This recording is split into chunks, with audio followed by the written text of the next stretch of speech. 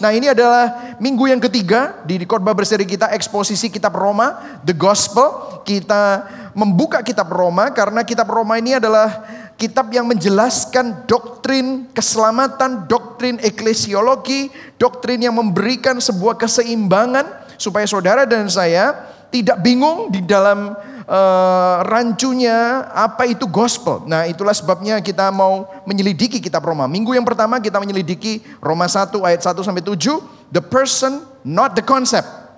Injil itu bukan konsep agama, Injil bukan cara untuk hidup sukses, bukan cara ini dan cara itu, tetapi ini adalah pribadi. Rencana penebusan Allah yang digenapi di dalam Yesus Kristus. Kemudian minggu yang kedua kita belajar dari ayat yang ke-8 sampai ayat yang ke-17. Bahwa the power of God, the gospel is the power of God for salvation. Aku mempunyai keyakinan yang kokoh akan Injil. Karena Injil adalah kekuatan Allah yang membawa keselamatan. Nah, ini kita belajar minggu lalu. Dan minggu ini saya akan meneruskan the bad news of wrath before the good news of grace. Kabar buruk tentang murka Allah sebelum tentang kabar baik anugerah Allah. Nah, kita akan baca bersama-sama, kita akan baca banyak ayat. Dan kita akan ada 4 poin. So we have a lot to cover, tapi don't worry, it'll be short, ya saudara. Saya akan bacakan yang putih, saudara akan bacakan yang kuning. Oke? Ayat 18. Sebab murka Allah nyata dari surga atas segala kefasikan dan kelaliman manusia yang menindas kebenaran dengan kelaliman. Ayat 19.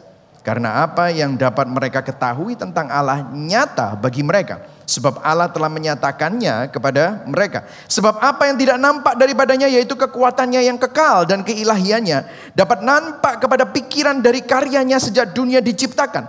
Sehingga mereka tidak dapat berdalih. Ayat 21. Sebab sekalipun mereka mengenal Allah, mereka tidak memuliakan Dia. Sebaliknya pikiran mereka menjadi sia-sia dan hati mereka yang bodoh menjadi gelap. Mereka berbuat seolah-olah mereka penuh hikmat, tetapi mereka telah menjadi bodoh. Ayat 23. Mereka menggantikan kemuliaan Allah yang tidak fana dengan gambaran yang mirip dengan manusia yang fana. Burung-burung, bintang-bintang, binatang-binatang yang berkaki 4 atau binatang-binatang yang menjalar. Karena itu Allah menyerahkan mereka kepada keinginan hati mereka akan kecemaran. Sehingga mereka saling mencemarkan tubuh mereka. Ayat 25. Sebab mereka menggantikan kebenaran Allah dengan dusta dan memuja dan menyembah makhluk dengan melupakan penciptanya yang harus dipuji selama-lamanya. Amin. Karena itu Allah menyerahkan mereka kepada hawa nafsu yang memalukan. Sebab istri-istri mereka menggantikan persetubuhan yang wajar dengan yang tak wajar. Ayat 27. Demikian juga suami-suami meninggalkan persetubuhan yang wajar dengan istri mereka. Dan menyala-nyala dalam birahi mereka seorang terhadap yang lain. Sehingga mereka melakukan kemesemuan laki-laki dengan laki-laki. Dan karena itu mereka menerima dalam diri mereka balasan yang setimpal untuk kesesatan mereka. Ayat 28. Dan karena mereka tidak merasa perlu untuk mengakui Allah, maka Allah menyerahkan mereka kepada pikiran-pikiran yang terkutuk. Sehingga mereka melakukan apa yang tidak pantas. Penuh dengan rupa-rupa kelaliman, kejahatan, keserakahan, dan kebusukan. Penuh dengan dengki, pembunuhan, perselisihan, tipu muslihat, dan kefasikan. Ayat 30. Mereka adalah pengumpat, pemfitnah, pembenci Allah, kurang ajar, congkak, sombong, pandai dalam kejahatan, tidak taat kepada orang tua. Ayat 31. Tidak berakal, tidak setia, tidak penyayang, tidak mengenal belas kasihan. Sebab walaupun mereka mengetahui tuntutan-tuntutan hukum Allah, yaitu bahwa setiap orang yang melakukan hal-hal demikian patut dihukum mati. Mereka bukan saja melakukannya sendiri, tapi mereka juga setuju dengan mereka yang melakukannya. Wow, saudara, berbahagialah orang yang mendengar firman Tuhan, memelihara dalam hatinya dan melakukan dalam hidupnya. Nah, ini suatu perikop yang sangat-sangat luar biasa. He's talking about the bad news of wrath before the good news of grace. Poin saya ada 4, saudara. Revelation of God's wrath, reason for God's wrath, result of God's wrath, remedy of God's wrath. Jadi kalau dalam bahasa Inggris semuanya R, dalam bahasa Indonesia revelation itu pernyataan, pakai P semua, pernyataan murka Allah, reason penyebab murka Allah, result itu perwujudan dari murka Allah, remedy pengganti atau penanggung dari murka Allah. Ya, saudara, jadi R semua atau P semua. Saudara nyari ininya ini yang lama, saudara ya, supaya saudara ingat gitu, saudara ya. Nah, Untuk saudara yang nggak biasa dengan khotbah gospel atau khotbah yang doktrinal, saudara mungkin dari gereja atau tempat yang biasanya berbicara tentang langkah-langkah praktis. Nah, saya minggu lalu sudah jelaskan. Kalau saudara hanya mendapatkan langkah-langkah praktis, maka saudara hanya mengalami modifikasi perilaku. Mungkin saudara bisa berubah secara perilaku, tetapi motivasi saudara tidak dirubah. Itulah sebabnya langkah-langkah praktis tidak mengubah seseorang. Langkah-langkah praktis hanya berguna untuk jangka pendek. Itulah sebabnya kalau gospel sasarannya adalah transformasi hati yang berubah. Kalau saudara hatinya berubah, maka perbuatan saudara akan berubah dengan sendirinya. Karena motivasi saudara berubah. Jadi kalau saudara mendengar khotbah saya atau khotbah yang doktrinal atau gospel, jangan berharap ada langkah-langkah praktis. Saudara nanti di akhir akan mendapatkan, oh kayak gini, jadi aku harus hidup semestinya seperti ini. Apa yang terjadi? Kenapa kok ada transformasi? Waktu Injil diberitakan, kuasa Roh Kudus bekerja untuk mengubah dan mentransformasi hati dan kehidupan kita. Nanti pasti akan ada aplikasi, tetapi di belakang. Jadi saudara sabar. Katakan pada kanan kirimu, sabar ya bro ya. Sabar, oke? Alright. So, revelation of God's wrath. Pernyataan dari murka Allah. Nah, ini ada sesuatu yang menarik saudara. Kalau saudara lihat minggu lalu kita belajar bahwa di ayat 17 dikatakan sebab di dalamnya. Nya itu apa? Di dalam Injil. That in the gospel, the righteousness of God is revealed. Kebenaran Allah itu dinyatakan di dalam Injil. Nah, ini adalah good news. Good news saudara. Kenapa? Karena kita sudah belajar minggu lalu bahwa tidak ada orang yang benar. Kebenaran Allah itu tidak bisa diganggu gugat. Kalau saudara sudah berdosa di masa lalu, tidak bisa dianulir. Perbuatan jahat saudara tidak bisa diimbangi dengan perbuatan baik saudara. Meskipun saudara sudah berbuat baik dengan begitu banyak amal dan semua yang baik saudara lakukan, itu tidak bisa menghapus kejahatan saudara dan pelanggaran saudara. Karena pelanggaran dan kejahatan itu harus dihukum di depan hakim yang agung. Itulah sebabnya minggu lalu kita sudah belajar. Dia yang tidak mengenal dosa menjadi dosa. Yesus itu sang kebenaran rela untuk menjadi dosa. Menanggung dosa kita. Supaya kita yang berdosa menerima kebenaran dari Kristus.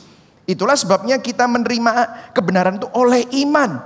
Makanya tadi dikatakan bahwa Allah yang sebab di dalam Injil nyata kebenaran Allah yang bertolak dari iman. So you believe, barang siapa yang percaya kepadanya tidak binasa, melainkan beroleh hidup yang kekal. That's good news. Tapi seringkali good news itu tidak menjadi good kalau saudara tidak tahu bad newsnya apa. Betul ya saudara? Buktinya sekarang kalau saudara kemarin itu baru Imlek, mungkin sebentar lagi Idul Fitri. Mungkin saudara sudah miss. Kalau kemana-mana itu nggak perlu disogrok-sogrok, swab gitu saudara ya. Nggak perlu pakai masker, nggak perlu pakai face mask gitu ya. Oh face shield gitu ya saudara, face mask. Face shield gitu ya. Nggak enak gitu, nggak bisa kelihatan orangnya dan yang lain-lain. Nah sekarang setelah saudara mengalami banyak sekali penderitaan, saudara bisa menghargai pada waktu kita itu bisa fellowship bersama-sama. Betul ya saudara ya? Kenapa? Karena saudara udah ngerti gimana susahnya untuk kumpul sekarang. Bad newsnya sudah tahu, makanya kalau bisa kumpul, it's good news. Ya saudara? Nah seringkali kita nggak sadar anugerah keselamatan yang Tuhan berikan kepada kita itu good news. Sampai kita mengerti semestinya saudara dan saya mengalami murka Allah. That's the bad news. Makanya Rasul Paulus sebelum dia menjelaskan dan menjabarkan tentang Injil, dia mulai dengan ini. Sebab melalui Injil kita mengerti kebenaran Allah. Ayat 18-nya, sebab murka Allah juga nyata dari surga atas segala kefasikan dan kelaliman manusia yang menindas kebenaran dengan kelaliman. For the wrath of God is revealed. Kalau tadi the gospel revealed the righteousness of God, sekarang the gospel also revealed the wrath of God. Kalau tadi Injil, di dalam Injil kebenaran Allah dinyatakan, melalui Injil murka Allah juga dinyatakan. Nah saudara, kalau sudah perhatikan, lucunya pesan Injil yang merupakan kabar baik dimulai dengan pernyataan tentang murka Allah. Nah ini saudara sesuatu yang nggak lazim. Kenapa? Salah satu yang menyedihkan saudara akan kekristenan di zaman modern adalah kegagalan gereja dan para hamba Tuhan, termasuk saya juga, memberitakan apa yang Tuhan benci. Berbicara tentang murka Tuhan dan penghakiman Tuhan. Biasanya kalau pendetanya ngomong murka Tuhan dan penghakiman Tuhan, langsung saudara bilang, khotbah hari ini depressing ya. Ngomong no penghakiman, murka. Aku tuh seneng yang positif-positif gitu loh. Biar auraku, vibeku itu enak gitu loh. Oh kan gitu sudah ya. Ya. Kenapa? Karena kita nggak suka dengan pernyataan tentang murka Allah. Tetapi apa kata firman Tuhan? Firman Tuhan jelas di Ibrani 1 ayat 9. Engkau mencintai keadilan, love righteousness, membenci. Oh ternyata Tuhan bisa benci loh. Tuhan membenci kefasikan.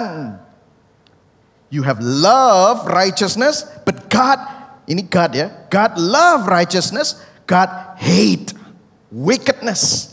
Jadi kalau sudah lihat righteousness, kebenaran, karena memang itu adalah karakternya Tuhan. And hate wickedness, dia benci kejahatan. Nah saudara dengarkan saya, saudara bisa lihat di sini, yang online bisa lihat sini. Kalau saudara online lagi makan, saudara bisa taruh dulu, lihat di sini, dengarkan saya. Kita tidak akan bisa memahami kasih Tuhan jika kita tidak menyadari apa yang dibenci Tuhan. Yang setuju katakan amin. Saya kasih ilustrasi. Kalau saudara cinta seseorang, kalau orang itu mengalami sesuatu yang merugikan dirinya, apa yang akan saudara lakukan? Saudara akan berusaha dengan sekuat tenaga meyakinkan orang itu, kamu hati-hati. Kalau misalnya dia mau masuk di dalam sebuah pertemanan yang kurang baik, saudara akan meyakinkan dia untuk tidak berteman dengan mereka. Betul ya saudara? Kalau saudara, orang yang saudara kasih, apakah itu orang tuamu, pacarmu, suamimu, istrimu, saudaramu, sahabatmu, dia mau investasi kepada suatu investasi yang gak bagus, saudara akan meyakinkan supaya apa? Supaya orang ini tidak mengalami kerugian. Betul ya saudara? Saudara akan marah kalau teman saudara yang saudara kasihi mengalami kejahatan. Itu adalah kasih sebenarnya. Saudara marah karena kasih. Begitu juga dengan Tuhan. Bagaimana kita bisa memahami sesuatu tentang kasih karunia Tuhan jika kita tidak menyadari bahwa kita telah melanggar hukum Tuhan. Kita nggak akan bisa menyadari menghargai kasih karunia Tuhan kalau kita tidak sadar bahwa kita ini tidak layak untuk terima kasih karunia Tuhan. Bagaimana kita bisa menangkap arti pengampunan dosa jika kita tidak memahami hukuman atas dosa? Betul nggak saudara? Kamu nggak ngerti kamu diselamatkan dari apa? Oh aku menerima keselamatan. Kamu diselamatkan dari apa? Nggak tahu. How can you appreciate that salvation? You cannot appreciate that salvation. Kamu gak akan bisa menghargai keselamatanmu. Manusia tidak akan mampu melihat keindahan dari anugerah dan keselamatan sampai mereka sadar bahwa sebenarnya mereka layak untuk menerima murka Tuhan yang sebenarnya, saudara. Itulah sebabnya Rasul Paulus memulai dengan murka. Nah gini ya saudara, waktu kita bicara tentang murka, banyak orang yang merasa tidak setuju dan merasa terganggu. Mereka keberatan. Mereka bilang gini, loh Tuhan itu kan Tuhan maha kasih. Maha loh. Maha kasih. Bahkan di 1 Yohanes dikatakan God is love. Bagaimana mungkin Tuhan yang maha kasih itu begitu kejam? Kok bisa menghukum? Gak bisa dong. Tuhan itu kan mestinya kasih. Nah ini yang terjadi karena kita berusaha memahami Tuhan dari sudut pandang kita sendiri. Kita gak memahami Tuhan secara holistik. Kita tidak memahami Tuhan secara utuh. Saudara saya mau kasih tahu. Atribut Tuhan itu sangat seimbang dalam kesempurnaan ilahinya. Mereka sangat seimbang. Gini, kalau Tuhan tidak memiliki murka, Tuhan tidak memiliki murka yang sempurna, marah yang sempurna, maka dia nggak memiliki kasih yang sempurna. Betul ya saudara? Kenapa kok dia bisa memiliki murka? Karena dia tahu, kalau kasihnya sempurna, tidak ada yang bisa mencemari kasihnya. Begitu ada sesuatu yang mengancam kasihnya, disitulah dia murka.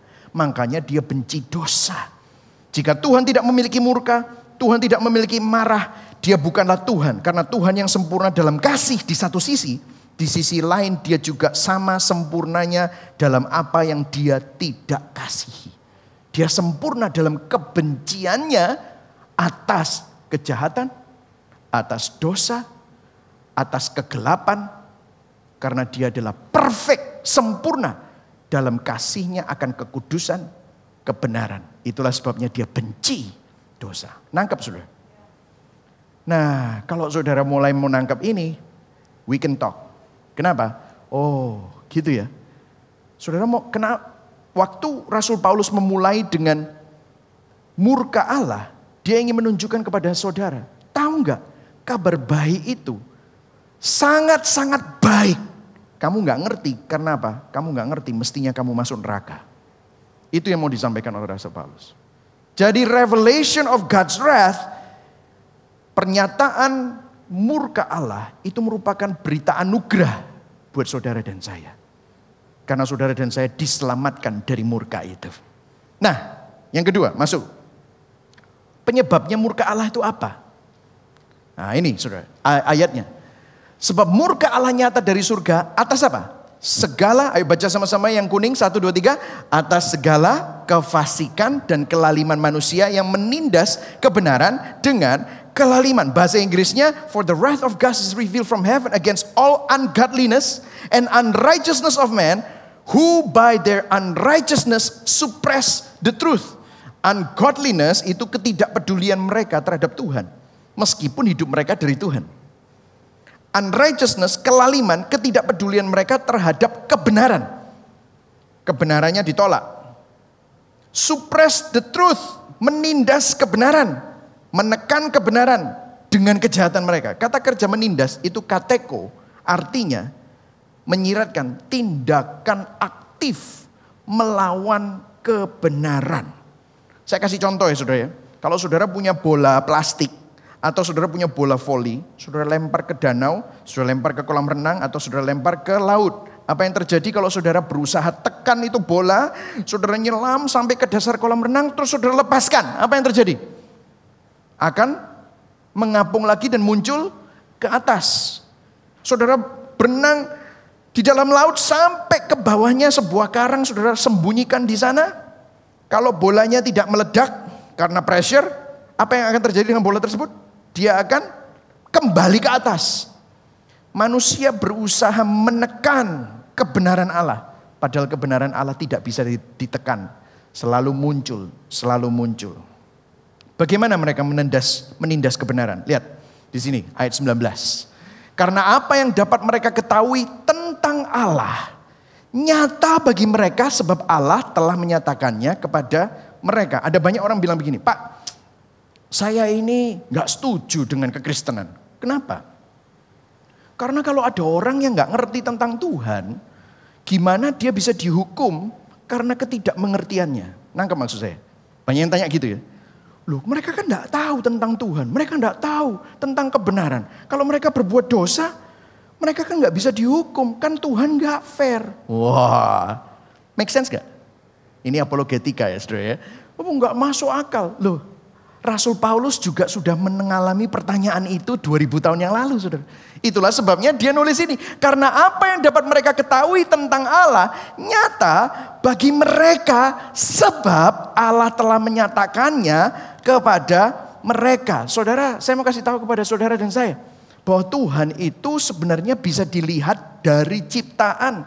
Tuhan bisa dilihat dari keadaan sekitar kita. Kalau saudara melihat apa yang terjadi di dalam jagat raya, bumi di dalam orbitnya, galaksi Bima Sakti, jarak antara bumi dengan matahari, bagaimana fine tuning oksigen dengan nitrogen yang ada di dalam udara dan atmosfer, begitu presisi. Saudara bisa melihat bahwa ada desainer yang mendesain itu semua. Ada suatu intelligent designer, ada suatu pencipta yang sangat-sangat pintar dan sangat-sangat presisi di dalam ciptaannya. Betul atau tidak? Saudara, waktu saya kenapa kok saya senang sekali sepeda gitu saudara, sepedaan. Kenapa saya bisa naik gunung, waktu saya naik gunung saya melihat pemandangan. Saudara tahu kalau saudara lihat pemandangan itu tidak ada lukisan seindah apapun yang bisa mengalahkan pemandangan yang saudara lihat secara live. Betul ya saudara? Kenapa? Begitu indah. Saya setiap kali ngeliat pemandangan, kok bisa ya ada orang mikir bahwa ini semua terjadi hanya karena kebetulan. Big Bang. duel. Terus jadi indah gini. Saudara coba ya, masak. Saudara meja, tepung, cepret. Semua garam, merica. Saudara nggak pakai takaran, cot. Terus koplok. Makanan. Enak nggak kira-kira? Coba. Saudara mau bikin kue tart, saudara mau bikin kue, plok. Nggak pakai resep, nggak pakai takaran, semuanya plok. Nggak pakai oven, pokoknya koplok. Ayo coba makanan. Yo makanan dewe gitu saudara. Nggak enak pasti. Kenapa saudara? Itu semua kalau ngawur, nggak akan enak. Probability-nya ngawur enak. Itu jarang sekali. Betul ya saudara? Bahkan tidak pernah. Misalnya jam tangan. Saudara bikin metal, dos. Tiba-tiba muncullah sebuah jam tangan dengan sendirinya. Tidak ada saudara. Orang bikin jam tangan itu pakai kaca pembesar. Partnya satu-satu. Kenapa? Desainer. Presisi. Sampai sekarang ilmuwan aja nggak bisa membuat manusia hidup. Klon itu belum berhasil saudara. Setuju katakan amin? Kalau saudara melihat diri saudara sendiri, semestinya saudara bisa tahu ada Tuhan yang mendesain ini semua. Kalau saudara melihat alam semesta, kalau saudara melihat bahwa di dalam atmosfer 78 nitrogen, 21% oksigen, kelebihan sedikit kobongan, kurang sedikit sesak nafas semua, mati semua. Presisi sekali bumi dengan matahari, presisi sekali bagaimana orbit bumi, ada Jupiter yang planet yang terbesar yang melindungi bumi dari semua asteroid. Saudara tahu nggak kenapa kok Jupiter ditaruh di situ? Kok bisa ya? Presisi. Apa yang mereka ketahui tentang Allah nyata bagi mereka. Sebab Allah telah menyatakannya kepada mereka. Sebab apa yang tidak nampak daripadanya, ayo teruskan ya, yaitu kekuatannya yang kekal dan keilahiannya dapat nampak kepada pikiran dari karyanya sejak dunia diciptakan. Koma, ayo baca yang merah, 1, 2, 3 yang digaris bawahi, sehingga, ayo semuanya, mereka tidak dapat, no excuse.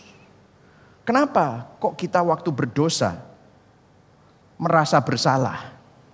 Anak saya nggak usah saya ajarin berdosa, dia berdosa sendiri. Tapi habis berdosa bisa merasa bersalah sendiri. Dari mana? Saya bisa kasih pengertian. Ya misalnya kalau ngomongin tentang bohong gitu. Biasanya dosa anak kecil itu apa? Bohong. Mecahin sesuatu, dia bilang bukan dia. Tapi habis itu yang benar. Terus kelihatan mukanya langsung bersalah. Loh kenapa? Baru harus diajarin. Berbohong itu salah. Berbohong itu dosa. Nah, kalau itu kan anak saya of course gak jawab. Tapi kalau misalnya anak saya itu tiba-tiba jenius sekali. Terus bilang, kata siapa salah? Misalnya kalau anak saya ngomong gitu. Terus aku bilang, kata papa. Kok tahu papa bilang itu salah? Gimana kalau mama bilang itu gak salah? Wah misalnya. Kalau ada anak yang bilang gitu. Terus saudara jawab apa? Ya mama bilang salah. Loh kok tahu kalau papa sama mama kalau ini salah? Terus saudara jawab apa? Pemerintah bilang itu salah, gitu. Oh, Undang-Undang Dasar 1945 itu bilang salah. Oh, atau bilang gini, masyarakat bilang itu salah.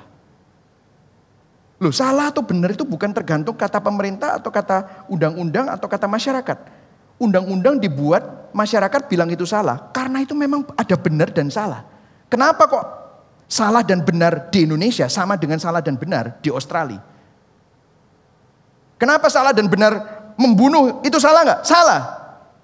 Kenapa di Eropa juga salah, di Afrika juga salah? Kok bisa? Saya mau tanya sama saudara.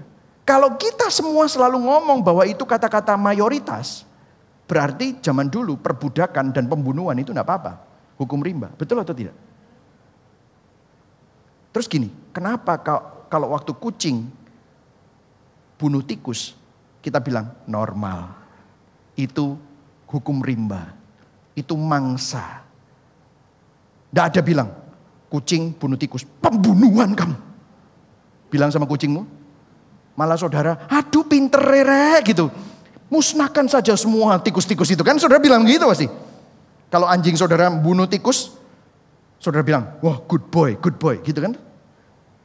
Mana ada yang bilang pembunuhan. Tetapi begitu orang kaya menindas orang yang berkekurangan. Orang yang berkuasa menindas dan memperkosa orang yang lemah. Kita bilang apa? Pelanggaran hak asasi manusia. Betul atau tidak?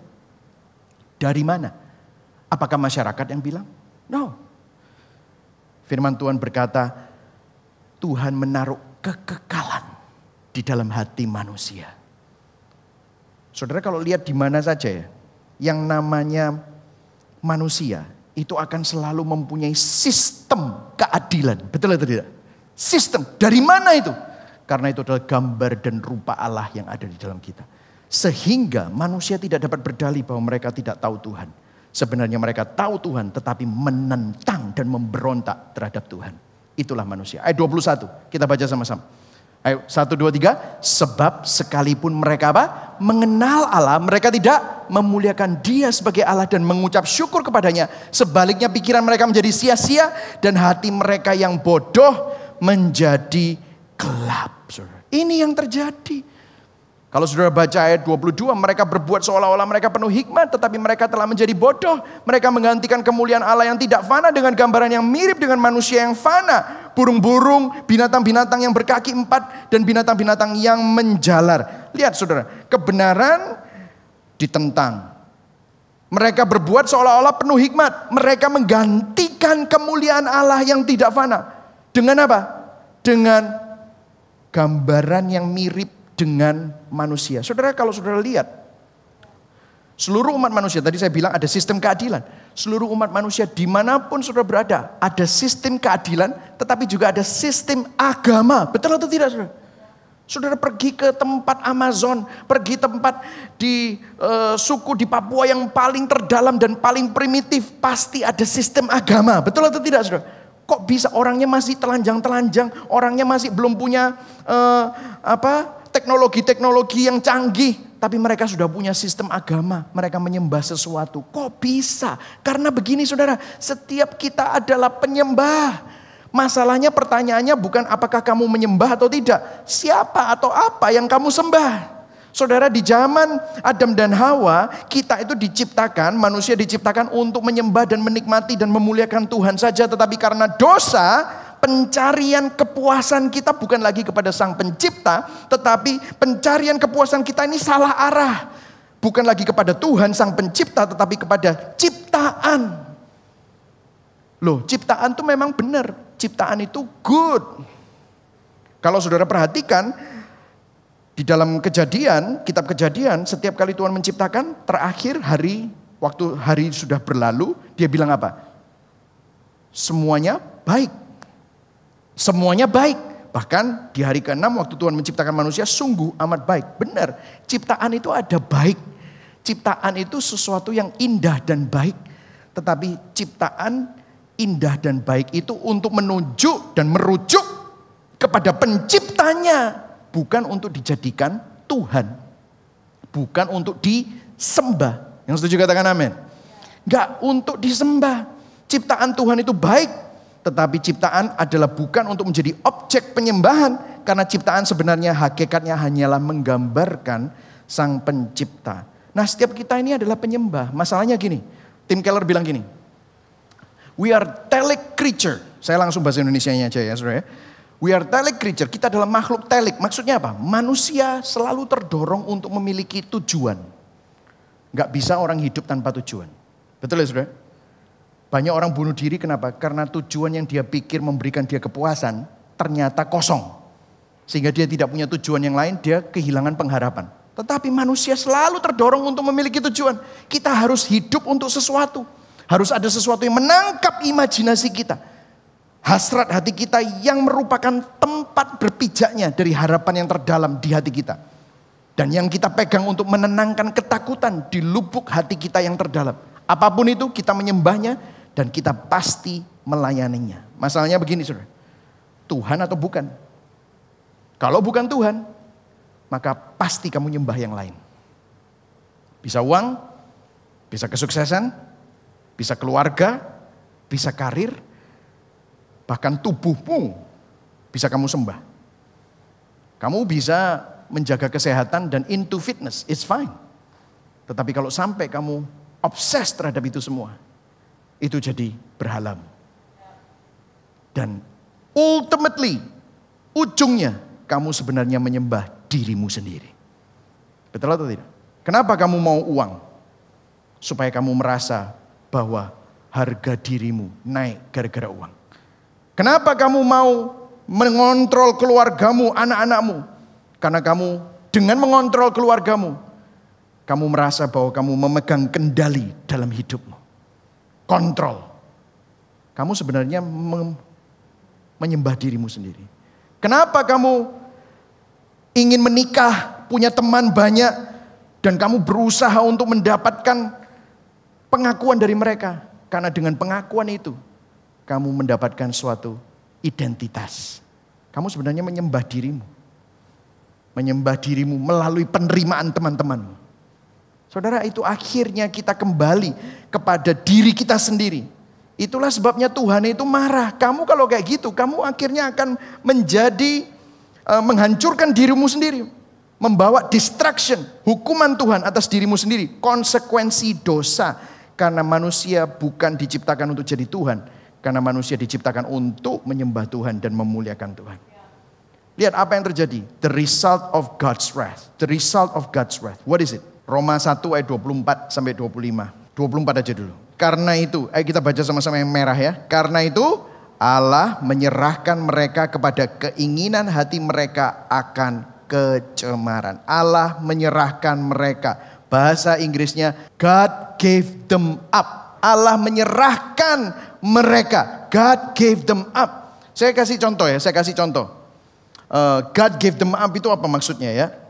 Kalau saudara pernah lihat anak kecil yang lari-lari, terus mama papanya bilang gini, "Nak, kamu jangan lari-lari. Nak, kamu jangan lari-lari, nanti apa? Jatuh." Gitu ya. Anaknya nggak peduli, lari. Wah, ketawa. "Nak, kamu jangan lari-lari, nanti jatuh." Sampai ketiga, "Lari yo terus. Terus noy." Tambah banter ngomongnya saudara.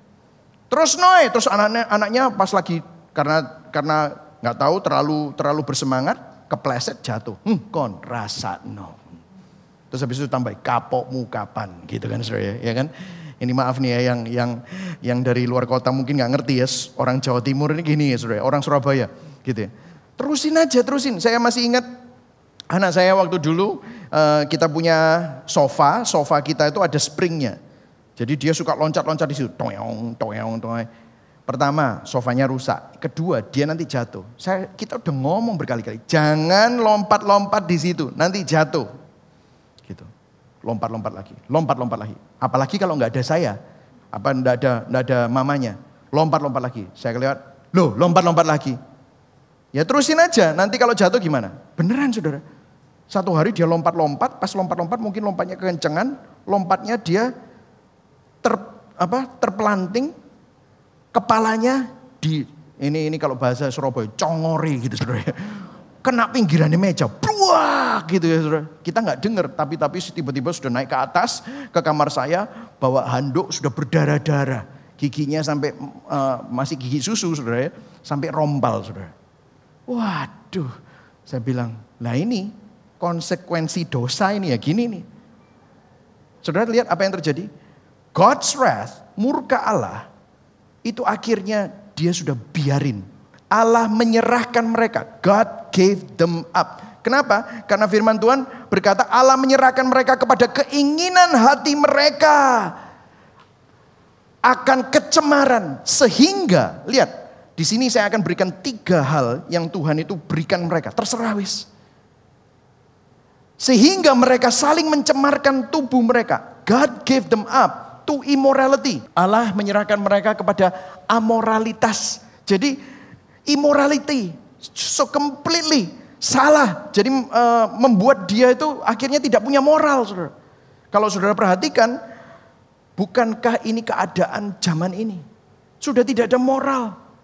Apa yang mestinya sakral, apa yang mestinya baik, apa yang mestinya kudus. Wah, itu mah zaman kuno. Traditional family itu kuno, sekarang modern family. Modern family itu bisa nanti kita akan lihat ya, bisa macam-macam, terserah. Pokoknya yang penting kita cinta sama cinta, wes sembarang lah. Oh, marriage is just a piece of paper. Sehingga semuanya rusak. Tatanan ciptaan Tuhan rusak. Allah menyerahkan mereka kepada keinginan hati mereka karena kecemaran. Mereka mencemarkan tubuh mereka. Yang pertama, immorality. Terus kemudian yang kedua, Roma 1 ayat 26-27. Karena itu Allah menyerahkan mereka kepada hawa nafsu yang memalukan. Sebab istri-istri mereka menggantikan persetubuhan yang wajar dengan yang tidak wajar. Ayat 27, demikian juga suami-suami meninggalkan persetubuhan yang wajar dengan istri mereka dan menyala-nyala dalam birahi mereka seorang terhadap yang lain. Sehingga mereka melakukan kemesuman laki-laki dengan laki-laki dan karena itu mereka menerima dalam diri mereka balasan yang setimpal untuk kesesatan mereka. Jadi kalau yang pertama immorality, yang kedua adalah abnormality. God gave them up to abnormalities. Allah menyerahkan mereka kepada abnormalitas mereka. Jadi kalau saudara lihat ya, dalam hidup manusia, manusia itu mempunyai identitas yang tidak bisa diganti dalam hidup mereka. Ya, of course identitas kita adalah manusia berdosa, tetapi kalau diselamatkan di dalam Kristus. Tetapi secara fisik, kalau uang hari ini bisa punya, besok belum tentu. Pekerjaan bisa ganti-ganti. Apa yang nggak bisa diganti dalam hidup manusia? Kelamin kita, betul ya saudara? Saudara laki-laki atau perempuan.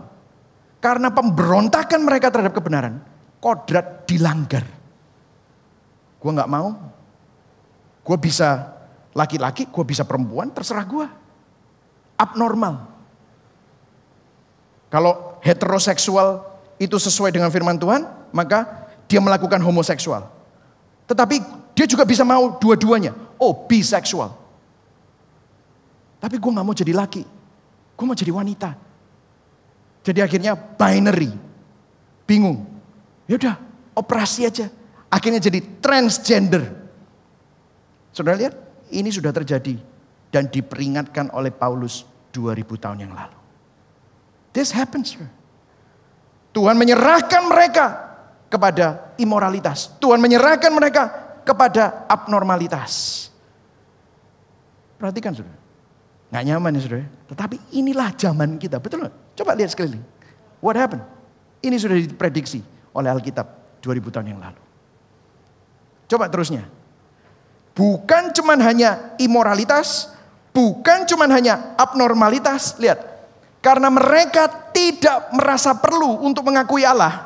Padahal tahu tentang Allah. Maka Allah menyerahkan mereka kepada pikiran-pikiran yang terkutuk. Sehingga mereka melakukan apa yang tidak pantas. Ayat 29. Penuh dengan rupa-rupa. Baca sama-sama. 1, 2, 3. Kelaliman, kejahatan, keserakahan, kebusukan, penuh dengan dengki, pembunuhan, perselisihan, tipu muslihat, dan kefasikan. Mereka adalah pengumpat, pemfitnah, pembenci Allah, kurang ajar, congkak, sombong, pandai dalam kejahatan, tidak taat kepada orang tua, tidak berakal, tidak setia, tidak penyayang, tidak mengenal belas kasihan. Direntet sama Paulus. Ditulis semua. Kalau saudara perhatikan ini semua. Saudara akan lihat cerita-cerita ini. Di sinetron-sinetron. Di drama Korea. Betul ya saudara? Di serial berserinya Amerika. Kalau saudara langganan Netflix. Serial berserinya Spanyol. United Kingdom. Inggris. Polish, Hong Kong, Chinese, bahkan kalau saudara mau jujur, ini semua terjadi di keluargamu juga. Tukaran, perkara apa? Duit. Bunuh-bunuhan, tuntut-tuntutan, perkara apa? Aset. Betul ya? Papa sama anak gak ngomong, perkara apa? Perusahaan. Mantu, mertua, berantem. Perkara apa? Keluarga, nama baik, ego, gengsi. Betul atau tidak? Semua ini. Dan kalau kita jujur, sebenarnya kita ini punya tendensi seperti ini. Betul atau tidak? Berapa kali dalam hidupmu? Mateoi. Boncet no. Betul. Maaf nih lagi Surabaya ini lebih enak gitu saudara. Mampus lu. Kapan dia mampus? Gitu. Betul ya? Berapa kali kita ngomong kayak gitu? Itulah kecenderungan hati manusia. Apa yang menyebabkan kita ini enggak terus ke sana? Saudara, aplikasi, dengarkan saya. Kalau sampai kita ini masih ditegur Tuhan. Kalau sampai hatimu setiap kali kamu berdosa, kamu merasa bersalah dan kamu merasa kamu harus bertobat. Itu anugerah. Karena Tuhan bisa bilang, terserah. Kalau udah terserah, saudara tidak ditegur lagi. Saudara pernah ngerasa, saudara hidup di dalam jalan yang salah, saudara tahu itu jalan yang salah. Tapi tiba-tiba di tengah-tengah perjalanan saudara yang salah itu, tiba-tiba saudara mengalami sesuatu. Tak nabrak tembok, saudara tidak tahu. Langsung saudara tahu, aduh Tuhan, saudara langsung ngomong gitu. Aku tahu mestinya tidak boleh di sini. Tapi aku terusin. Ampuni aku Tuhan. Betul atau enggak? Berapa kali kita kayak gitu? Kalau saudara merasa seperti itu, bersyukur. Artinya Tuhan masih sayang sama saudara. Itu adalah anugerah. Karena murka Allah, itu artinya gini, kamu dibiarin. Karena memang kamu memilih jalan untuk menuju kepada kebinasaan.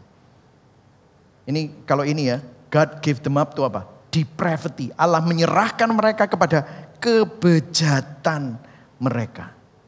God gave them up to depravity. Makanya kalau ada doktrin reform itu yang pertama kali apa? Total depravity. Manusia yang sudah bejat, rusak, bobrok. Itulah keadaan kita. Dan kalau saudara mau jujur, kita semua sebenarnya sama seperti apa yang dideskripsikan oleh Paulus. Yang menyebabkan Anda tidak seperti itu lagi. Itu karena Anda semua sudah dilahirkan baru. Anda semua memiliki Roh Kudus. Anda semua menerima Injil. Sehingga di dalam hatimu kamu ada keinginan untuk bertobat. Di dalam hatimu kamu ada keinginan untuk kembali kepada jalan yang benar. Amin saudara. Itu adalah anugerah. Saya hampir selesai. Terakhir. Ayat 32. Cepat ya saudara. Dari 18 sampai 32 kita bahas semua ini. Saya nggak bahas satu-satu karena nggak akan punya waktu. Tetapi ayat 32, sebab walaupun mereka mengetahui tuntutan-tuntutan hukum Allah, yaitu bahwa setiap orang yang melakukan hal-hal demikian patut dihukum mati. Jadi mereka tahu, orang berdosa itu tahu itu salah, dan itu ada hukumannya, dan itu ada konsekuensinya. Terus dikatakan, mereka bukan hanya melakukannya sendiri, tetapi mereka juga setuju dengan mereka yang melakukan. Jadi ya nggak apa-apa menurut mereka. Aku memang sudah mau memberontak sama Tuhan. Dan aku memilih untuk hidup di dalam dosa. Itulah perwujudan dari murka Allah di dunia ini. Dan satu hari nanti akan ada kebinasaan kekal untuk selama-lamanya. Gimana remedinya? Saya masuk yang terakhir. The remedy of God's wrath. Saudara, ada sesuatu yang menarik di sini. Ada 3 hal yang Paulus katakan dengan kata-kata menggantikan. Bahasa Inggrisnya exchange. Ada 3 kata menggantikan di sini. Ayat 25. Mereka menggantikan kebenaran Allah dengan apa? Dusta. Manusia berdosa menggantikan kebenaran Allah dengan dusta. Yang pertama. Yang kedua. Karena Allah menyerahkan mereka kepada hawa nafsu yang memalukan. Sebab istri-istri mereka apa? Menggantikan persetubuhan yang wajar dengan yang tidak wajar. Manusia menggantikan kekudusan Allah dengan kenajisan. Betul ya saudara? Kudus jadi najis. Gua gak mau itu. Gua mau melakukan itu. Exchange. Jadi kebenaran dengan dusta. Kekudusan dengan kenajisan. Ayat 23. Mereka menggantikan. Exchange. Kemuliaan Allah yang tidak fana. Dengan gambaran yang mirip dengan manusia yang fana. Di sini gospel connectionnya saudara. Jadi manusia menggantikan kebenaran Allah dengan dusta. Kekudusan Allah dengan kenajisan. Kemuliaan Allah dengan berhala. Dan saudara tahu, ini hukumannya adalah hukuman mati. Lihat, setiap orang yang melakukan hal-hal demikian, apa saudara? Patut dihukum mati. Siapa yang menghukum mati? Tuhan. Dia adalah hakim yang agung. Dia melihat kita menggantikan kebenaran dengan dusta. Menggantikan kekudusan dengan kenajisan. Menggantikan kemuliaan dengan berhala. Kita layak untuk dihukum mati. This is the gospel. Allah Sang Hakim Agung bukan menghukum kita yang berdosa. Justru mengirimkan anaknya yang tunggal, Yesus Kristus, untuk gantiin. Kalau kita gantikan Tuhan dengan yang lain, Tuhan gantikan hukuman dosa kita. Inilah Injil. Allah Sang Hakim Agung mengirimkan Yesus Kristus anaknya yang tunggal. Karena begitu besar kasih Allah akan dunia ini, sehingga dia mengaruniakan anak yang tunggal, supaya barang siapa yang percaya kepadanya tidak binasa mengalami hukuman, tetapi memperoleh hidup yang kekal. Ini loh saudara, ini adalah kabar baik yang tidak bisa digantikan. Kita mestinya bobrok, kita mestinya immoral, abnormal, depraved, amoral, abnormal, bejat, mestinya mati. Tetapi dia yang tidak mengenal dosa jadi dosa, supaya kita yang berdosa menerima kebenaran, digantikan oleh Tuhan. Firman Tuhan berkata di Roma 5 ayat 8-9, kita baca sama-sama. 1, 2, 3. Akan tetapi, ayo semuanya sama-sama baca. 1, 2, 3. Akan tetapi Allah menunjukkan kasih-Nya kepada kita. Oleh karena apa? Kristus telah mati untuk kita. Kapan? Ketika kita masih berdosa. Kita belum mikirin Tuhan. Kita masih gantikan kebenaran dengan dusta. Kita masih gantikan kekudusan Tuhan dengan apa? Kenajisan. Kita gantikan kemuliaan Tuhan dengan berhala. Tapi Tuhan sudah tunjukkan kasih-Nya. Mati bagi saudara dan saya. Menggantikan kita. Yang mestinya disalib siapa? Saudara, saya. Kristus yang mati disalib. Dan bukan cuma hanya itu saudara. Bukan cuma hanya itu. Yesus Kristus disalib. Untuk apa? Menggantikan kita. Sehingga kita apa? Dibenarkan. Padahal kita menukar kebenaran dengan dusta. Sehingga kita apa? Dikuduskan. Padahal tadi kita sudah menukar kekudusan dengan kenajisan. Sehingga kita mengalami glorification. Dimuliakan. Padahal kita tadi sudah menukar kemuliaan Allah dengan berhala. Itu loh kebaikannya Tuhan. Hari ini kalau saudara bisa ada di sini, karena Dia sudah melakukan ini. Ingat, kamu gak akan pernah bisa menghargai keselamatan kalau kamu tidak sadar kamu diselamatkan dari apa. Yesus menanggung murka Allah, supaya murka Allah yang semestinya untuk kita tidak harus ditanggung oleh kita, tetapi ditanggung oleh Yesus. Saudara tahu hari ini hari Valentine. Valentine itu celebrating love. This is the greatest love. Makanya Yesus bilang, tidak ada kasih yang lebih besar selain seseorang yang menyerahkan hidupnya bagi sahabat-sahabatnya. Aku tidak memanggil engkau hamba, tapi aku memanggil engkau sahabat. Wow. Pengkhianat seperti kita, orang immoral seperti kita, dipanggil sahabat Allah. Yang setuju katakan amin. Yang setuju berikan tepuk tangan buat Tuhan. Amin. Mari sama-sama kita bangkit berdiri.